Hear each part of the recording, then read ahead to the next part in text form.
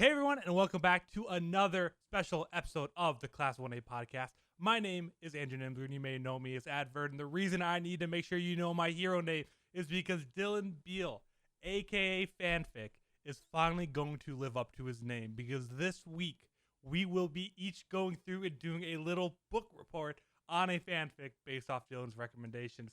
So that's going to be something super exciting to go. But before we get to that, he'll be leading most of this chapter, talking most of the time this time. You won't have to hear my voice too much.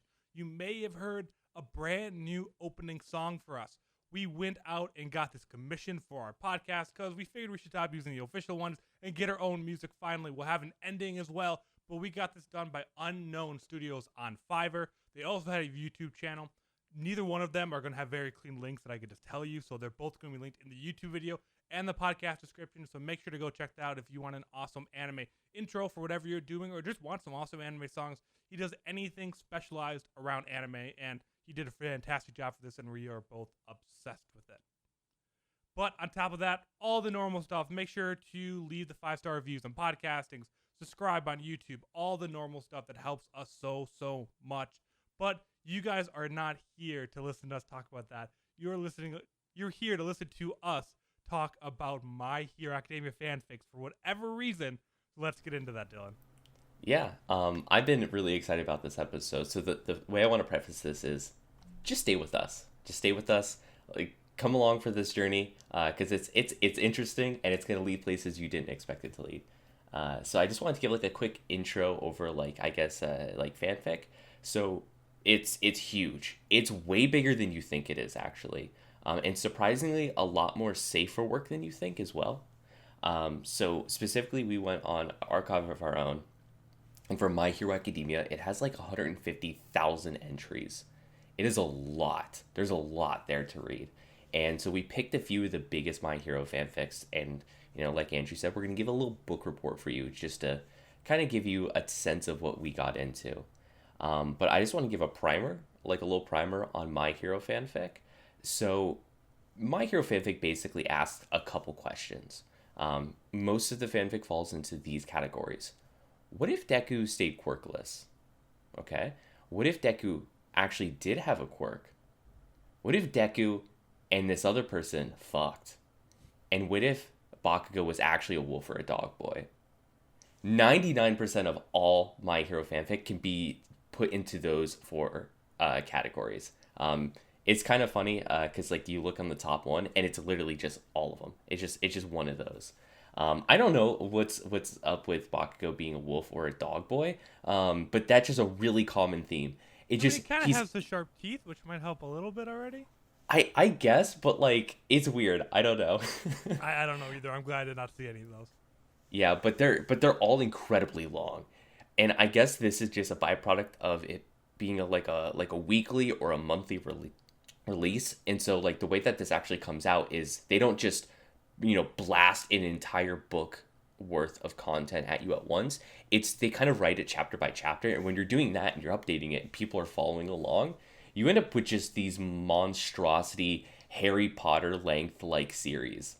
It's crazy. So a lot of them are incredibly long, but that's just a super quick primer, and we went into two specific ones, and I'll let Andrew take the first one. Yeah, so I have my notes here. So, like, kind of giving my opinion, Dylan, obviously, his hero name is Fanfic. I'm Advert. I have never had anything to do. I have never read a fanfic in my life. I've been super into a lot of different fandoms, Harry Potter, all that kind of stuff, growing up, Star Wars, a lot of the things where you think there'd be non-canon, fandom, all that kind of stuff. I had never read a fanfic before this, and going into this, I was very worried about doing so because I thought all fanfic was what if Bakugo was a wolf-dog boy, or what if these characters fuck? Like, that's all I ever thought fanfic was. So what Dylan and how we did is he filtered out, and I picked one of that falls in the category of what if Deku stayed quirkless. So I'll give you a little bit of background information, kind of a summary of it, and then some of my thoughts and all that. But it's called Deku ? I think he's some hero. It's by My Head in the Clouds, not Clouds, Clouds, Couds, not coming down. It was first released in like the beginning of 2020, and it was just updated 2 days ago. It is at 69 total chapters. Nice. I think I'm at like chapter 16, 17, so I'm about a fourth of the way through it because It is literally almost the length of the Half-Blood Prince from the Harry Potter series. It is 140,000 words, so I'm sorry I couldn't commit to the entire Harry Potter book in a week, but it was a little long for me to get all the way through it. So I'm going to keep reading through it though. So prefacing all this, I am going to continue reading this because I enjoy it enough and it is incredibly safe for work so far. Cannot promise the entire way. But pretty much it goes on with what if All Might watched the green hair boy walk away after going and trying to save Bakugo and not being able to do it himself, realizing that the boy had hero potential but wasn't good enough and too reckless. And then pretty much Deku goes on to become a hero analysis for underground heroes, which then turns into him getting into UA and going on all these different adventures. So about 16 chapters in so far, I think it does a really good job of how they write out heroes interacting. So right now, Deku pretty much starts with the underground, which involves Miss Joke, Mr. Brave, which is a hero we get mentioned like once in the series, have no really information on him, so he's basically an OC. Sir Night Eye, and then Aizawa are going to be the couple ones that they interact with, and they do a really good job of voicing out and interacting with how they actually would. You have to take a second back because it's much more of a hero relationship that pretty much for the first 7 months that they're all talking just an I am kind of versions. They all think Deku's some retired pro hero, that he's super old and all that kind of stuff. And then when they finally meet in person to help go a raid, the whole dynamic kind of shifts, and that's how they recommend him into UA and all of that. And for the most part, they write out how the characters would do really well. Aizawa's a little more strict and to the point, but he also has that dad mentality you see sometimes.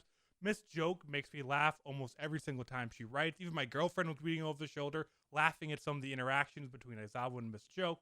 And then even Sir Night Eye and so on. And we've been introduced now to Mirio. They did Deku ended up getting into the recommendation exam instead of the general course because he was recommended by 15 pro heroes. So he interacted with Ida before he went that. Momo, Shoto, all kinds of different people like that. And every single time you're introduced to a new character we already know, they interact the exact way you'd expect them to in a canon material. So I think they do a fantastic job of that. So that's pretty much what my favorite part is. And just overall, the approach they're taking is very interesting. Pretty much they've already kind of gone on that Mirio is going to be the all-for-one successor. We actually just were introduced to Mirio in this last chapter. So I'm assuming that's going to start setting up some of that. And Deku is probably going to figure out, because he's basically a genius in this world, that all-for-one can be passed down, all that kind of stuff. So a very different approach to that one. And then the reasons that I'm not, or what's kind of holding up the very small issues I have with it is Bakugo is pretty much a bigger asshole than he is in the first season of the regular anime, which is pretty big. At some point, he gave Deku a serious concussion just because he didn't see him after school for a couple days. Like, he's much more harsh than he is. And the series kind of addresses like the mental trauma he has with Bakugo, but they haven't fleshed that out too well. But it's an interesting dynamic that's much more extreme, and it focuses much more on a 14-year-old hanging out with a bunch of professional heroes, which is super cool. So I think it has a lot of potential going forward because he's been accepted into UA. He's going to meet Class 1A in a couple of weeks, I'm assuming. So it's probably going to be a couple more chapters for me. So it'll be really interesting at that point. And that's when I get a little afraid that they might start going down a not safe for work at some point, or a lot of these more ships if you're not into that as much as I am. Like for me, I'm reading this because it's just a really fun story so far, but I am getting little hints here and there that it might start becoming shipping heavy, so I want to put that out there. But overall, I've just been rambling for 10 minutes. I feel like it's fantastic to read. It does the universe a really good job, and I would recommend it for anyone that hasn't read fanfic, is interested in My Hero, but isn't interested in anything not safe for work or ship heavy, because it has none of that in the first 20,000, 30,000 words. So I think the thing that got me the most excited about it is when you were talking about Miss Joke being in a lot. Because like one of my favorite things that I think is really awesome for fan fiction is whenever you have these characters that you don't get to interact with a lot, but they're fan favorites. Yeah. It's like perfect avenues, and especially if the author is really good at writing, it's awesome because it's just like I get more to this character that I really like, in different scenarios.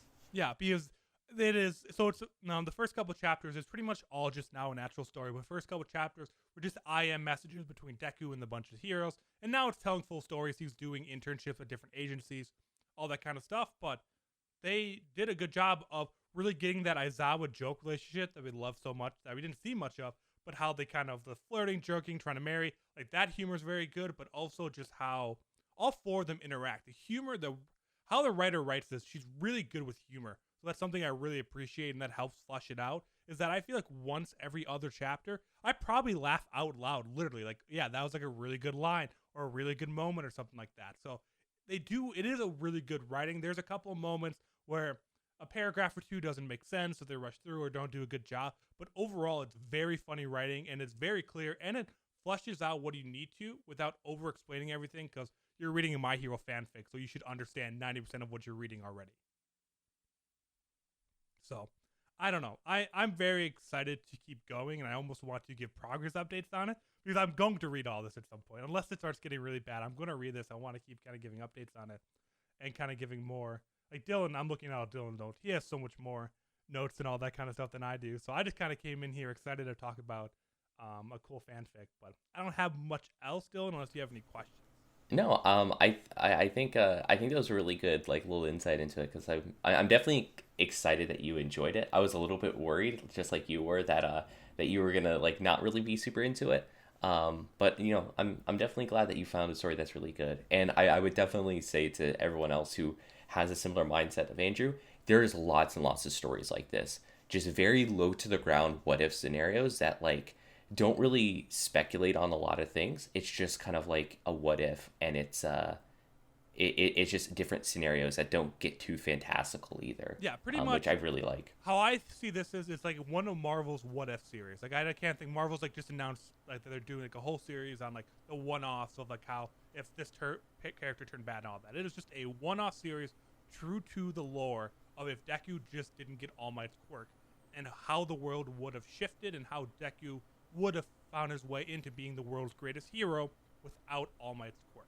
It's pretty much all it is. And yeah, like Dylan was even saying, that I would recommend this to even a casual My Hero fan. If you're caught up on the anime, you don't want to read the manga, but you kind of want more, there hasn't been any spoilers so far that I've gotten to. Again, I can't speak to anything in the last chapters, but the first couple chapters have no spoilers. It is just an alternate universe that if you just want more hype My Hero without ruining the manga, I'd go recommend this to just about anyone. All right, so I guess I'll pick it up with this next one. So yeah, so at least my background with fanfic is I like, despite the name, I actually haven't been super into it or read a whole lot, just very lightly, and especially My Hero I've really never gotten into. And actually a friend of the show, Ian, who does Mechadu podcast, actually recommended getting into My Hero fanfic. It was surprisingly really good. So let me go into a little bit of background on this one. So this one is History Has Its Eyes on You. It's by Alone in the Rain, and she has done a lot of Marvel fanfics and a few My Hero ones.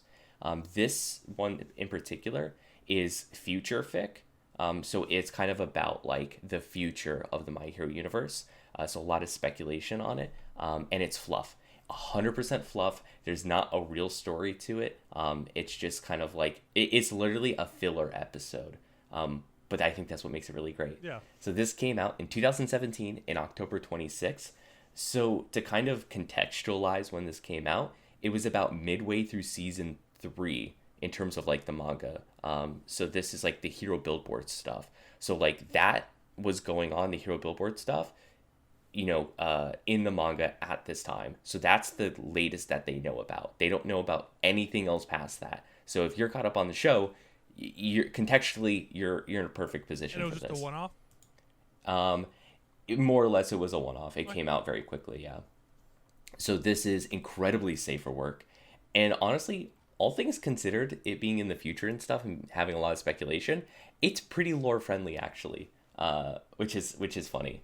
So yeah, again, to preface this, there is I'm gonna say some things because they made some assumptions about the future.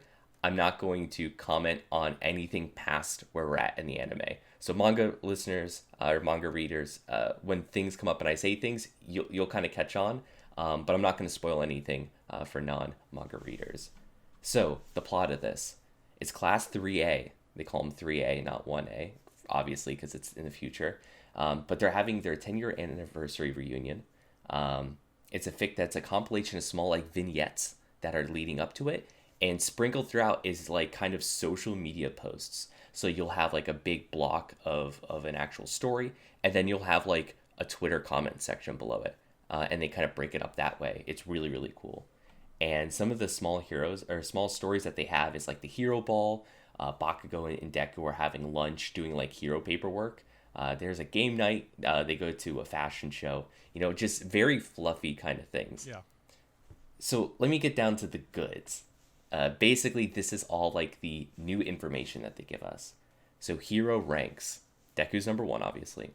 Bakugo, number 2. Todoroki, number 4. And overall, 6 out of the 10 top heroes are all from class 3A. Do you know who beat out Todoroki? No, I don't know. They just kind of gave those 3. Okay. And so they also gave hero names to a bunch of heroes who currently don't have names. So Bakugo is Detonation, Shinzo is Mind Blank, Aoyama is Prince Charming, and Todoroki is Polarize.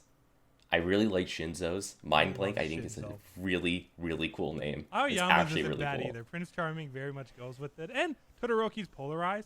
I think all 3 of those are just absolutely cool. And the Detonation, any Bakugo's hero name is just something that has to do with explosions. Like, cool. That's kind of just a given. Mm-hmm. But the other 3 are just phenomenal names. I loved Mind Blank when I read through your notes. I'm like, I want that to be canon now. It's just such a cool name. And I definitely really appreciate them giving like actual like very cool names and a lot of thought into them. So there's a couple ships. There is a couple ships. It's not like very like ship heavy, but like it's a future fic, and so you kind of have to like say like who ended up with who. It's Jiro and Momo, Deku and Todoroki, Kirishima and Bakugo, and maybe Froppy and Uraraka. They're kind of light on if that is true or not. These are awful. These are just not good. That's my biggest gripe with it is I hate these ships. I think like if you want to make a stretch, I think Kirishima Bakugo is the only thing I would be slightly okay with, and I'm still stretching there. I agree. Deku Todoroki has no relationship chemistry at all. I hate it. So Shinzo joins the class in their second year after Mineta flunks out. That was my favorite bullet of all this. That makes me that's such a good little point. It's so funny. It's like, it's an incredibly funny line because the way that it's told is through, I think it's like it's a biography on the class, like talking about their rise to fame because they get really famous in their third year, which is why they're called class 3A. But it has that little note in there, and it's incredibly funny because, you know, ever since the tournament arc and Shinzo just saying that he wants to be a real hero and that he's kind of coming for the class, everyone's like out for this has been Mineta flunks out. Everyone hates Mineta. Shinzo gets in. Jiro is a radio show host. Aoyama is a fashion designer. Bakugo is a teacher at UA. And Eraserhead is the principal of UA. The last two I really like. I like Bakugo kind of like coming together and like becoming a teacher. It's really cool. So the scene that they paint for that to happen is Bakugo's like talking to Deku. And he's like kind of like living out his PTSD because he's like, this is really messed up what we had to go through. Like, you know, this shouldn't have been high school for a lot of people. The hero world is really, really tough. And kids nowadays, like, they have no idea what's coming. And Bakugo kind of steps up and he says he wants to kind of like harden the students against like all the dangers of the villains like in the world. And it's like weird because it's like a very Bakugo take on wanting to help others. Yeah. And I really, really like that. And then Eraserhead as the principal is just, it's really good. I love that. Yeah. So here's some story highlights. So here's some of the stuff in the story that I really liked. So Deku and Todoroki have a small blonde dog named Bakugo, which anyone who follows our Twitter saw the little snippet that I gave. I when I read it at first, I was confused. I thought they written, because that's like the first thing that happens is like Deku wakes up and like Bakugo comes in, and they keep saying that. I'm worried the whole time that they wrote this fic just as Bakugo was a dog, and I'm getting really nervous at this point. But he comes in, and I think later on, so the dynamic they have is they have like a really big house because they're the top two heroes, so they're rich, they're incredibly rich, and a bunch of the class, whenever they're doing hero patrols in the area, they just like crash there in like one of the guest rooms. And during this, Bakugo is actually there, and he's like mad. He's like, I can't believe you named that dog after me. I hate you guys. So while he's like crashing there, Bakugo is like having a nightmare, specifically about when he was captured by the villains. And instead of All Might coming in, Deku actually comes in his place. But he like gets attacked by Shigaraki and dies like right there. And like Bakugo wakes up and he's all like, freaked out about it. And this is when he has that conversation I was telling you about becoming a teacher. And I thought this was kind of interesting because like going forward from this, the press kind of view Bakugo really is in like the Endeavor of that time. Like he's like really kind of like mean to the press, and he's like really shocked that he actually wants to be a teacher.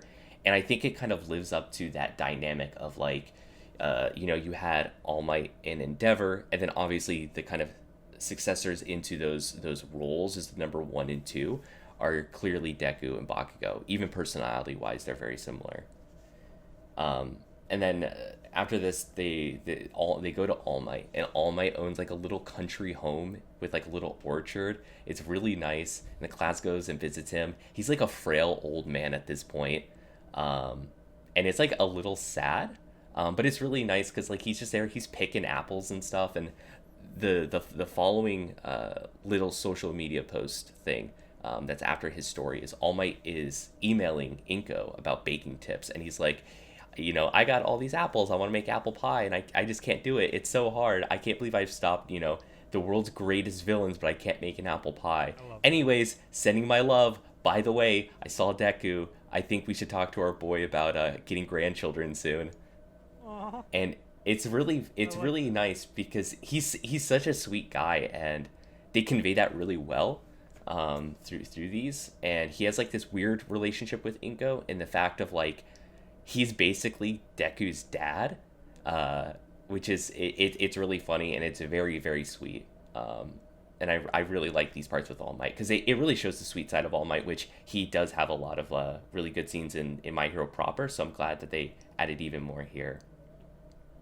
So there is also like a section of where they have like a listing of like, so they have a listing of a fanfic website, but it's fanfics within that universe. So it's like this weird like Inception level of like fanfic within fanfic. And I think it was really cool when I saw it because they have this like conversation of like, oh yeah, writing villain fanfic of heroes is like a villain swap ones is actually in really poor taste, and heroes don't like it because essentially you're injecting like, what if like these heroes were bad guys, but in this world heroes are real and they like see these things. And I think that's like one interesting thing I really liked about this is they kind of talk about like, fanfic and cosplay and like hero like nerddom, I guess, in My Hero, which is something they don't really go into all that much in My Hero proper, but it's a thing that would exist, right? Like there would be like this pop culture around heroes. Like clearly Deku is like the shining example of what that looks like, but they're getting to it from like a more practical perspective of like, yeah, of course people are going to be going to cons dressed up as like their favorite heroes and stuff. So I thought that was really, really like interesting thing to throw in there. And then the whole story concludes at like this anniversary party that they have. It's incredibly short, the party itself. Most of it's actually like the night after. They have it at All Might's little orchard, and they all camp out in the backyard. And most of the scene is like them waking up and getting breakfast. They're like hungover. They're like drinking coffee. They're just like kind of talking with each other, like getting ready for work because they all have to go, be heroes in the real world. And it was an incredibly sweet scene, and I could have seen it in the show itself. It reminded me of a lot of those episodes of where we have like the entire class like in the dorm, like just chilling in their PJs talking or something. It's exactly a scene like that. And I feel like we haven't gotten a lot of that recently, and it was nice to have it here. Nice. So my notes overall, the character tones, like you said, Andrew, with yours, are really well done. All the characters actually sound like themselves, which is really weird because I don't know if you go into like fanfics with like your quality bar assuming it's going to be lower than it is. Um, but I just get blown away on how well people write some of these characters and how the voices sound exactly the same. And some of the exchanges like through Deku and Bakugo, incredibly realistic for their dynamic if they were 25. Like they kind of move like Bakugo slowly has been moving past the like meanness. He's not really mean anymore. He's more just like harsh and crass. And they had that growth done super well, I think. But like obviously he's still Bakugo. Like one scene he calls Deku a green-headed fuck, which is just it's really funny, but it's exactly something he would say. Yeah. Like obviously outside of the swearing, but I really liked the mixed mediums too. It was really cool and made it a super easy read. So having like the big stories broken up by like a Twitter post was a really cool way to kind of ground it and give you a lot of good information in a different medium. There's like a group chat that's called Aizawa's Angels that the class has together, which is really funny. And there's like even a section on Momo Creati. She's on Twitter tweeting about like how she's like upset that there's like a different standard for female heroes and they're like being sexualized and stuff. I think that's really cool because the whole section was literally like 5 tweets, but it conveyed this really like interesting message of like things that we're all thinking, like whether it's Momo or Midnight on like how they're kind of sexualized in the context of My Hero, and how like they feel about it. So I thought that was super cool. And overall it just like fleshes out the world and grounds it really well. Like I was telling you, like what does media look like or fanfic or conventions or cosplay look like in the My Hero universe? And it's super cool. There's like this scene of I think it's like a Tumblr. It's like a Tumblr comment section, and someone's like, "Oh yeah, I'm just like a little worried because like I know Deku's like a big hero nerd, and I'm worried that he like reads his tag."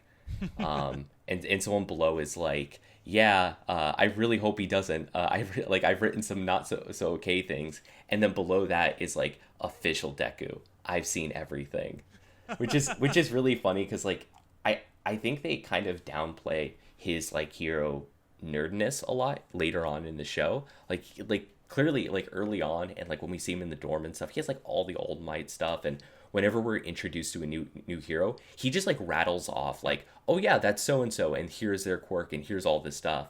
And we don't really get a lot of that when we start going further on. Obviously, in lieu of like, him actually being a hero rather than just a fan of heroes. But it's really nice to kind of bring that back into the story a little bit.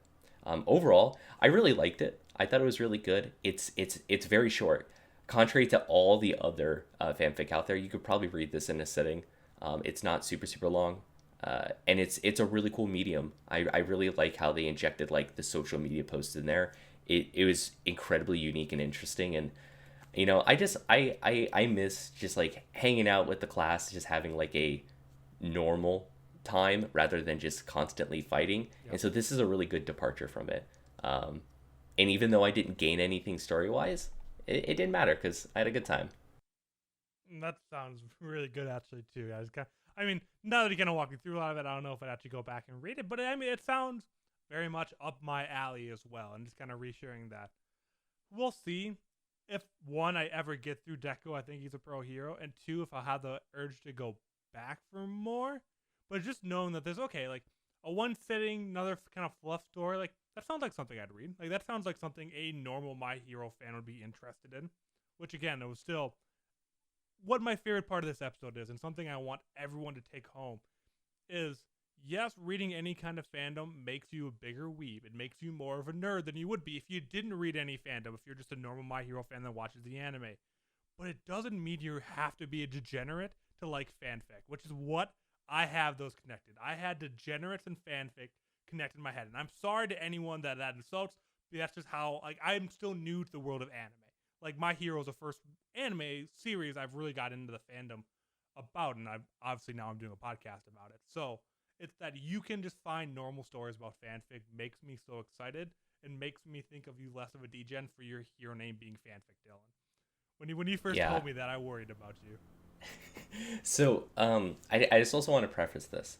There's going to come a time of where the manga's going to end, and all the side stories are going to end, and the anime is going to end, and we're going to be left without content. That it might be a long time from now. It might be a really long time from now, but there's going to come a day of where we're out of content, and when all you My Hero watchers, listeners, fans are fiending, you're fiending for that content. Fanfic is going to be there for you. It is going to be sitting there. It's going to be ready to be read and enjoyed. And I know, like, looking at other fandoms, people are still going to write it. People are still going to write it well after shows end. I think that's what's great about it, is because it's just this huge pool of, if you want to dive back in and get more content, it's there. It's always there.